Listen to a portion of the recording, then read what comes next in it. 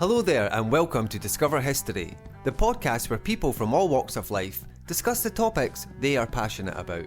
On today's episode, we will be discussing assassins, and in particular the origins of the word and the community connected to it. Joining us today is Gerry Kelly, who specialises in Middle Eastern studies. Hello Gerry and welcome to the show. Hi there. Why don't we just start right from the beginning and I'll ask, where does the name assassin actually derive from? The name assassin derives from the Nizari Ismaili sect of Islam. There's a complex history surrounding the community themselves, who were developed during the 12th century. So the assassins have got the complex history because of many misnomers and the religious divide that happened during the development of Islam. Polemical works from Sunni scholars derised the community because they were very much misunderstood. The community themselves suffered from religious propaganda, specifically the name Hashishia. Now, the term Hashishia was a derogatory term used to determine drug use in lower classes during the period that we're talking about. So we're getting an idea of like a part of the Muslim community that's kind of outcasted by the rest of the community, and they were definitely categorised as outcasts. The importance of doing that was to maintain stability within the caliphate. The caliphate that we're discussing would be the Abbasid Caliphate, descended from the Prophet's uncle, Abd al-Muttalib. In fact, it was this dynasty that founded the city of Baghdad under the leadership of the Caliph al-Mansur in the 8th century. It was also during this period that a black legend formed with respect to Ismailism. The Abbasids were Sunni Muslim, and they employed polemical works to suggest Ismailism was a conspiracy to destroy Islam from within. Thus, the black legend was hung over all forms of Ismailism from as early as the 8th and 9th centuries. Much as we see in today's world, where the media demonises marginalised religious sects, the Nizari Ismailis suffered the same consequence of such behaviours back then too. the actual name assassin, does that derive from, what was it called again? Hashishia. Right. The development of the historical records began to really take on its own fantastical, romantic notion during the crusades. The period that we're talking about is the period from 1090 AD till around 1275 AD, and the Western chroniclers misunderstood the term, and through etymological mistakes and translations becoming corrupted, the name became Hashishia, Assisia, Assassini, and then eventually assassins. But assassins was probably a more modern term compared to the period where the community were survived in mainly the Levant and northern Iran.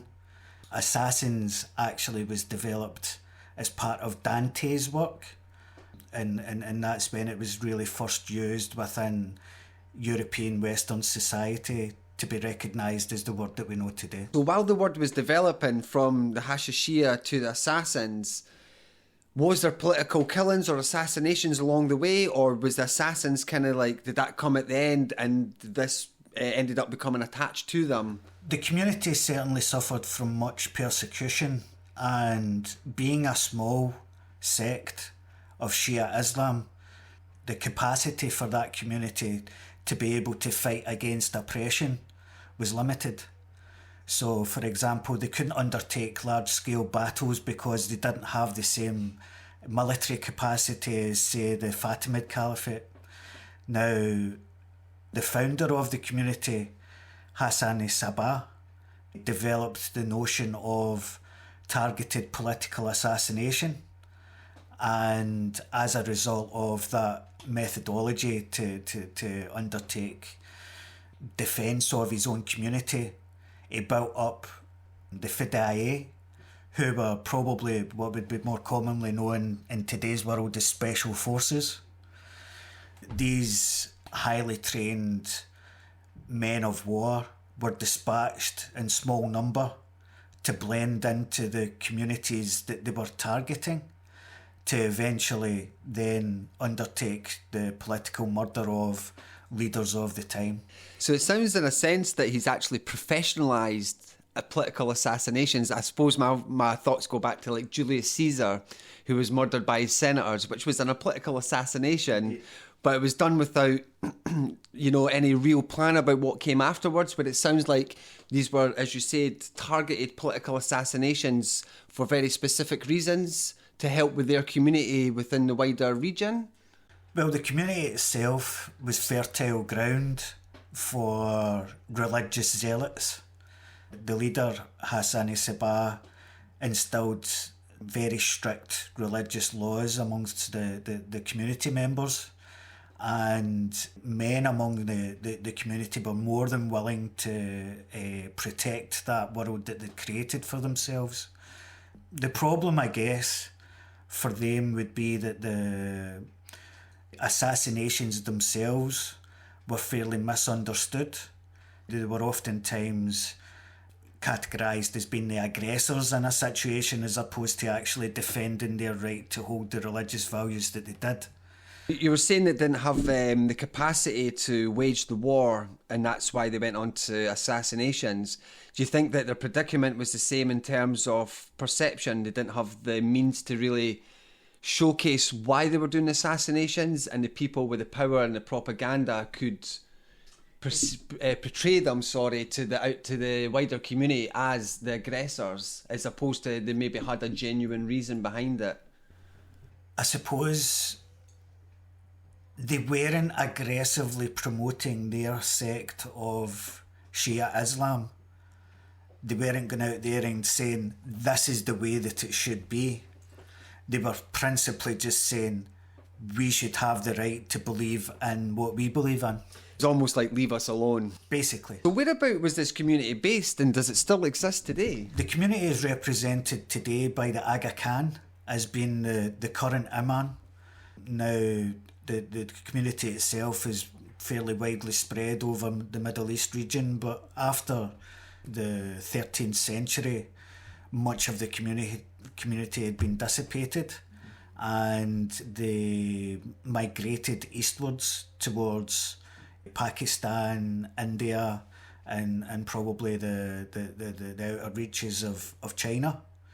And from there, they then, over centuries, migrated progressively back towards the West. And now today you'll find pockets of Nizari Ismailis throughout the Middle East, and even in the UK.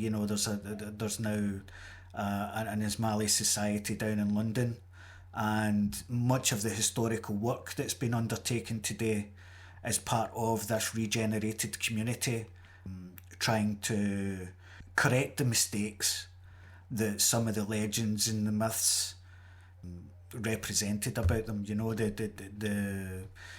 The legends and myths began to gather their own pace after works by Marco Polo. That was popularised in his chronicles, The Travels of Marco Polo in 1300, which many believed to be Europeans' first insight into the cultures and customs of Asia, China, Japan and India, for example, and completely misrepresented the community, and many would say probably for financial gain. Again, much the same as we see in today's society with literary works dramatising and sensationalising history for financial effect. Possibly the Da Vinci Code might be a good example of that, but the assassins suffered from the same fate through history. It sounds like it's a community trying to, as you say, rewrite their history, but on their lines rather than perhaps the victors or others, how they've perceived them. Yeah, I suppose one of the most important elements to that would be the Fidei, the assassins themselves. Marco Polo fictionalised much of how they were trained and to what purpose they were serving. The historical records are quite barren in terms of how they were trained, why they were trained and what they were doing at that time. That's as a result of the Ismaili libraries and literary works being destroyed through conflict and fire. From Marco Polo's accounts, was his account based on perhaps what he was told by travellers as he was going through, or was it more a romanticised version that then he took back to Europe? Was it something that he perhaps made up in his head? Well, I think a bit of both, and what you're saying there, you know, that he did travel within the region. He was hearing accounts maybe second or third hand after numerous generations of development, and I think that we're all aware that, you know, the oral tradition can suffer from people adding things on and misrepresenting history in its true sense. And he also did take on other people's critical accounts from people who wouldn't have been friendly towards the assassins, and it was in their own interest to encourage these myths to be continued. So Marco Polo principally used William of Tyre's chronicles in many respects. Now, William of Tyre was the prelate and the Archbishop of Tyre. He lived from 1127 to 1135, and much of the Christian writings during the time of the Crusades were written by him. The problem being with his accounts, though, we find that much of the accounts were given as a propaganda tool to encourage Western knights to go and fight in the Crusades, in a sense to demonise the Arab communities, and the terminology I guess would be to other the Arab communities and give impetus to the Western societies to encourage the fight that they had to go during the Crusade period. Wow, so they were kind of using this community as you were saying, as a propaganda tool to influence people in the West to feel a certain way towards the Muslim community. And so was this kind of community represented as the Muslim community as a whole, as opposed to like, oh, this is just one tiny wee sect? I think that because of the preeminent position that they held within the Levant region of the Middle East, now that would be modern day Syria, Lebanon, Palestine, Israel and Jordan. The main focus would have been that region because of the Crusades, and the Nizari Ismaili community were a major factor within that society during that time. They did see large expansion of the society during that time, principally from northern Iran. The migration from there westwards resulted in communities establishing themselves in Syria, which brought them into direct conflict with the Crusader Knights during that period. How did this mistranslation of them inform both the perceptions at the time in terms of Europe? How did the ordinary people, or they may not have heard of them, but how did the aristocracy then react to this about the Muslim community? The fear factor that the legends brought for people within the aristocracy was a huge factor. As we discussed earlier, you know, it was targeted assassination for political leaders. Now, the narrative of the time would have been that no leader was safe, regardless of who you were. And within European society, the recognition that could quite easily spread from the Middle East into the so-called civilised West was something that certainly created a lot of fear and motivation. The community was kind of seen as a threat to the rules-based order that was established in Europe at the time. The rules-based order at the time was led by the Church and the Vatican. Now, the Church and the Vatican seen this as a direct threat to Christianity, and the Vatican's hegemony within the region was under threat from Islam. And one of the tools that the Vatican chose to use to combat that was this religious propaganda that the Arabs were nothing but mindless thugs and with low morals and no values. So it was within reason that men like William of Tyre, on behalf of the church, continued the misrepresentation because it suited the Vatican's political purposes to maintain control over Europe. So we talk about misrepresentation, but we also talk about politically targeted assassinations. How much is it a misrepresentation and how much is maybe based on a certain truth? There's no doubt that the community and the Fidei did definitely undertake assassinations. One of the most prominent ones would be Conrad of Montferrat in 1192, who was recognised at the time as the de facto King of Jerusalem. So there were high-profile assassinations that were undertaken by the community, but at the same time, it also suited the Crusaders to actually blame the assassins for assassinations that they might have been undertaken for political gain. So they did serve a purpose in the sense that any high-profile aristocracy being murdered in a subversive way, the assassin community would have been fair game for blaming. And you know, they quite clearly weren't committing all the assassinations in the region. Sounds like they've become the go-to scapegoat for everything that goes wrong at this time. Definitely. I think that we can see that in modern purposes as well, with the West using the media to demonise Arab communities in some senses, to embark on wider scale war within the region, when in actual fact there is really only quite a few radical, fanatical sects that don't represent the wider Muslim community. We're starting to see the impact that this community had in terms of bringing outside civilisations into the Middle East, into their affairs. But what impact did this community have on the actual Muslim world at the time?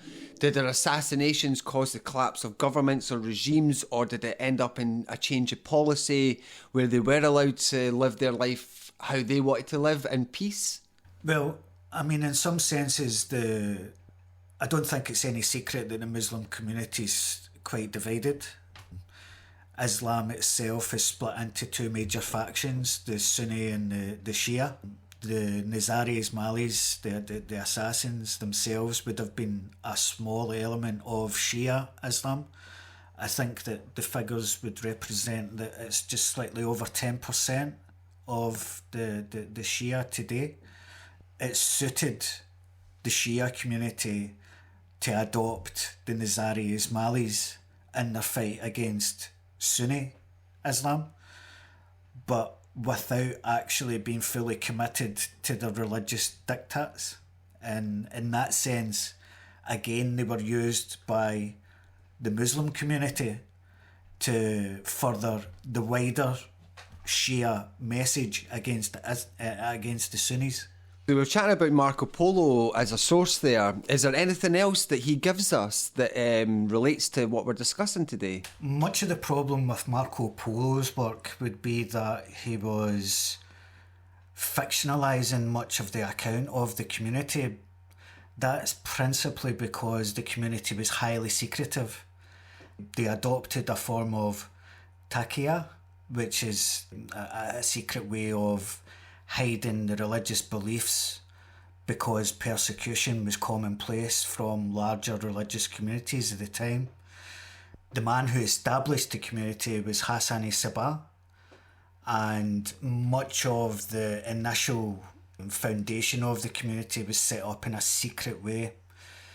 The castle at Almut, which was the principal site for the community being established, was in a valley that was far removed from normal societal structures.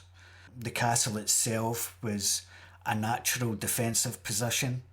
It was built on sheer cliffs, some say nearly 300 feet tall, and the community itself distanced itself in many ways from the world around them.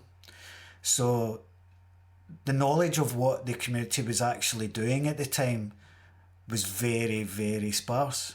And as a result of that, both Muslim and Christian chroniclers of the time could only guess at what might be happening and the purposes and the reasons for the way that the community lived their life. So the community wasn't a literary-based society, I'm guessing. They never really wrote down anything about what their own history or their own belief systems. No, they certainly did. In fact, quite the opposite.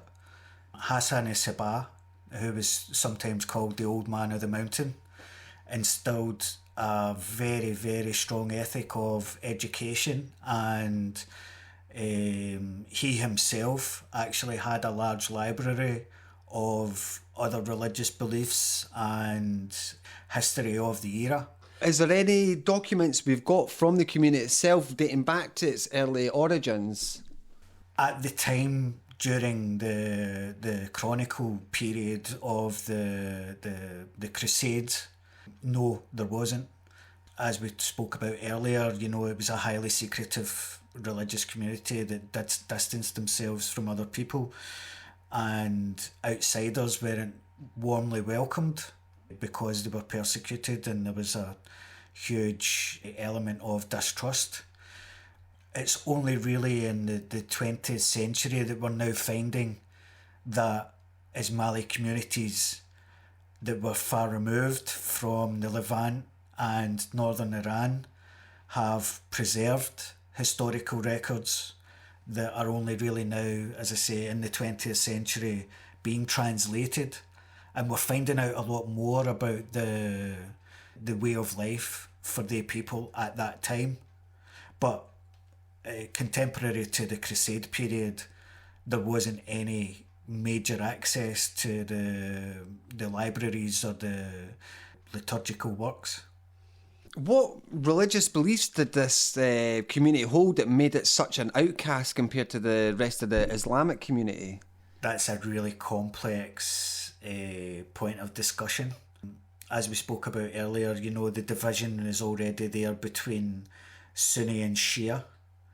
And then within Shia, you also have the division between the familial connection between Muhammad and the subsequent imams, who were the religious leaders of the community. And religious leaders of the community weren't just religious leaders, they were the leaders of how people lived their lives in all aspects, what their values were and what they believed. It sounds like their ostracisation from the Shia community doesn't really sound religious as such. It sounds more like there's something else. Because if they're Shia, then they obviously believe in that familiar line. But why would the Shias then outcast part of their own community? What made them different? They were like, actually, you're with us, but you're not with us.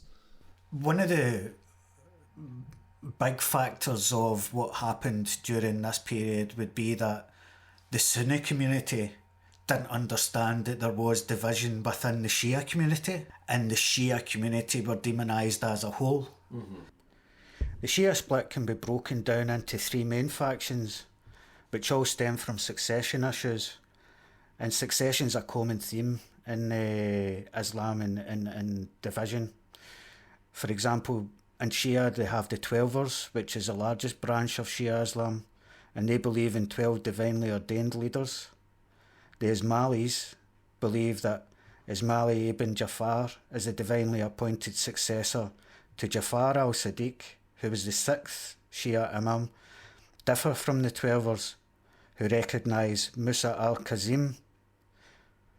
Zaydis recognise Zayd ibn Ali as the 5th Imam, but they all recognise the first 4 Imams. Now, whether the Nizari Ismailis were good or bad, it didn't really matter to them because they didn't understand what their beliefs were. They were just put into the same belief system as all Shia.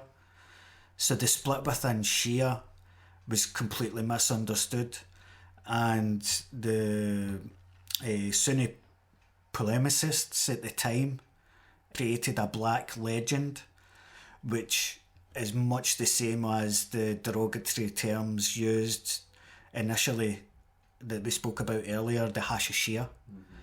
And there were also other sects of Shia Islam that desecrated the religious site at Mecca, the Kaaba. That would automatically, I'm guessing, make them quite outcast amongst the whole Muslim community for doing stuff like that. Well, they were thrown in amongst this melting pot of all being considered the same Shia, when in actual fact they were quite distinct. Hassan al-Sabah was part of the Fatimid Caliphate, and he spent much of his time learning about Islam in Egypt under that society. Now, the community at that time was being led by familial hereditary titles that he seen as being against the teachings of Muhammad and the Quran, which encouraged him to establish the Nizari Ismailis. Now, the Fatimid Caliphate seen that as a threat to their control within the region, and part of their victimisation of the community, well, in fact, the main part and the main reason that they victimised that community was because it was a threat to their control over the Muslim community and the Arabs in the region. So again, we have power politics at play here, and there's a whole community getting demonised because some people at the top want to keep their position, their perception of how Islam should be. So it sounds like the leader was actually quite a learned individual who took his religious beliefs and practices quite seriously. Yeah, and in his younger days, there's records to show that he was highly intelligent from an early age. The hunger for knowledge was there from the age of 7 in many cases. It's been spoken about, and his family encouraged that. So he was then sent to learn in a more deeper sense what being a Muslim meant. And part of that was actually going to the court of the Fatimids, who at the time were the caliphs within the wider Muslim community. What we see is the contradiction between religious rule and political rule. Does the religious rule correspond to the way that the politics of the caliphate were being undertaken? And he quite clearly didn't see it. There was a succession argument within the Fatimids that he completely disagreed with, because the control of the caliphate was given within the family as opposed to who might be the correct religious leader for the way that the society should be led. And was that then influenced their targets for assassinations? Would they look to see perhaps somebody had become ruler just through hereditary, where maybe they weren't actually fully qualified or prepared to actually rule? And so did they take these people out hoping that maybe more a religious leader would take over? There was certainly, in the beginning of the community, high-profile assassinations of Muslim leaders that threatened to destroy the Nizari Ismaili community. Nizam al-Mulk was assassinated 1092 by the assassins sent from Hassan al-Sabah, and this would probably be the assassination that heralded the community into the more wider political community in the region at the time. It was said that Hassan al-Sabah had entered into a pact with Nizam al-Mulk while they were young, both being educated around the same time, but this has been discredited due to the periods not being chronologically compatible. And the pact that they entered into was that whoever became a political leader firstly would assure the other one's safety and encourage protection for their beliefs. Now, quite clearly, this wasn't the case because he was assassinated, and the assassination itself has been put down to Nizam al-Mulk's supposed threats towards Hassan Sabah. Now, this was being done and undertaken as his role being the vizier of the Seljuk Empire at the time. The Seljuks were a Turkic Sunni Muslim dynasty that established the Seljuk Empire from 1037 till 1194. They were converts to Islam who came into direct conflict with the Nizari Ismailis, principally because they wanted to politically and religiously control the people of the region, and they found that Hassani Sabah's community was a stumbling block to doing that. So they threatened to wipe them off the face of the earth, as it were. Do you think this assassination in particular, you kind of start to get the impression that part of it is maybe more religious fundamentalism in terms of disagreements, but does blood feuds also come into it as well? Because that is a big part of Middle Eastern life. It has been for hundreds of years, well, maybe over 1,000 years. And it sounds like from what you were saying, they were actually friends and had an agreement, and for him to break that agreement. So does some of this assassination maybe play more into the traditional culture of the period and where they're from? I think it would be difficult to actually say with any historical accuracy. They were friends, they had agreements, there was discourse between the pair of them.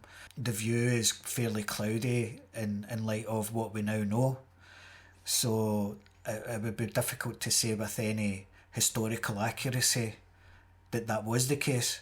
What certainly is the case is that in terms of political mistrust and agreements being made that were consequently not honoured, is something that's not only common of that era, it's common in all eras. So I think that we could say that there was something there that was recanted, but to say actually what it was with any political certainty would maybe be misleading. Because it does kind of build up a picture, and then maybe perhaps you can see where the old chroniclers come from, that you've got a secret warlike society hiding in the mountains that won't let anyone in, doesn't really tell much about themselves to the outside world. So is it maybe plausible why we can see that this picture of them grew up over that time, or do you think it is more to do with propaganda? Do you think people were more aware of what the actual community was like? The historical records at the moment and what we're finding out actually would discredit the fact that they were a warlike society. It isn't apparent that they were the aggressors in many of the acts that they committed against other political leaders of the time. So they're kind of more like a reactionary group. We'll be left alone, but if you come and trample on us on any way, we'll react to that, rather than you saying being the sole aggressor. I think that's fair to say. And it would be fairly destructive of themselves to actually actively go out and create scenarios or circumstances where they felt that they had to be the aggressors. Their number was so little that they would basically be crushed, and at times that was the case. So I think that they learned from that. We now have a community, rightly or wrongly, that's associated as the assassins, and we now have this word assassins, and as you said, it was a derogatory term. How has this influenced who they are as a people? How's that kind of went down throughout the ages? I think that the categorisation and the mythical representation of them as being, as you say, a warlike, assassin-led community that had bloodlust within the region has lasted so long because they've served a political purpose as being that type of community. So it hasn't been within the interests of the historical chroniclers to change that. We actually see that during the French Revolution, the threat from assassin-like communities, secret societies, if you like, was used as a fear factor to quell some of the rebellious behaviour during that time. And that mirrors what was actually happening during the period that we're discussing in the 11th and 12th centuries. It's almost like the propaganda's created a blueprint to then use in other situations, like you're saying, secret societies that take out assassins. Sorry, they would use assassins to take out political leaders. It sounds like they've used this community as a blueprint to scare people in other areas as well. The bogeyman. Yeah, basically they've created the bogeyman. So do we still live with this legacy today at all? Thankfully, things are changing for the Nizari Ismaili community in the sense that historical records, as we spoke about earlier on, are being translated. Farhad Daftre, who's a scholar based at the Ismaili Centre down in London, over the last 2 or 3 decades, has actually blown a lot of these legends and myths out the water. It's becoming clearer now that the community itself was principally a farming community that adhered to strict religious beliefs. Now, that doesn't make them in any sense fanatical, warlike, bloodlust warriors that don't care about the wider society, like you might maybe look at in some of the fanatical forms of Islam that we have today, like ISIS or ISIL, if you like, in the region. You know, they are demonised as bloodthirsty fanatics who have no capacity to live by normal and peaceful ways. You know, there's certainly more evidence that these type of sects of Islam are what they are. So, you know, in that sense, it would be fair to say that they have been discredited in many senses. I guess, like, if we're looking for a modern comparison, they could be related to, in a sense, the Amish community. You know, like you're saying, they're farmers who live a quite strict religious life, but that doesn't make them fundamentalists or warlike or inherently violent people. Indeed. The difference possibly that could be highlighted between the Amish and the Nizari Ismailis would be that the societal structures and the way that the way of life actually would have been more violent during the formation of that community, and that would have been not just within them as a community, but the world itself was far more violent, and they were only reacting to the world that they lived in. And I think we have to remember, especially as a modern audience, that violence back then wasn't always perceived in the way that we perceive it now. So it could be perceived next to, like, that's what it's to be a man, or that's what our people do, or whatever. You know, many nations, peoples, tribes throughout all parts of the world, war was just a normal part of life. So as you're saying, they grew up around a more violent world than what maybe religious communities who live a similar life today have grown up perhaps in a more peaceful time. I think that you touch on it well there when you actually say tribal. And during the period from the formation of Islam in the 7th century, the societal structures was very much a tribal society. There would have been pockets of clans that made up the population of the wider region, as opposed to what we see now in large metropolitan areas where society is more broadly highlighted and people living together, believing completely different things under a common law that everybody forms, that we recognise, that gives us the communities that we live in. Back then, tribal societies protected themselves principally by warrior elements within that community defending and also being the aggressors to expand their tribal region. Have any of the myths or misperceptions that we've had since the 12th century still influencing myths and misperceptions that we have now about the community or assassins as a wider phenomenon? One of the best examples, I suppose, that continues some of the myths and the misnomers and the total unappreciation of who the community actually were would be the video game Assassin's Creed. And this may be a contemporary example of what Marco Polo did by using the legends and the myths as a form of financial gain, but at the same time not correcting some of the historical negatives that we now know not to be true. I think that people in society can sometimes be more interested and more entertained by fantasy and dramatisations of accounts that hold no historical reference at all. I suppose it's more entertaining to paint a picture of a society that's built on assassinations and this is what we do, rather than farmers and just ordinary folk having to react to situations. It's going to be a bit of a different game. Well, there's got to be a hook for people, and why would they want to be interested in the video game? If the Assassin's Creed was a video game of farmers going about their daily life and reading books and educating themselves, learning to write and praying quite voraciously instead of going out and murdering people on a daily basis, how many folk would buy that game? So is there anything about the Nizari that we didn't cover or you feel you'd still like to mention?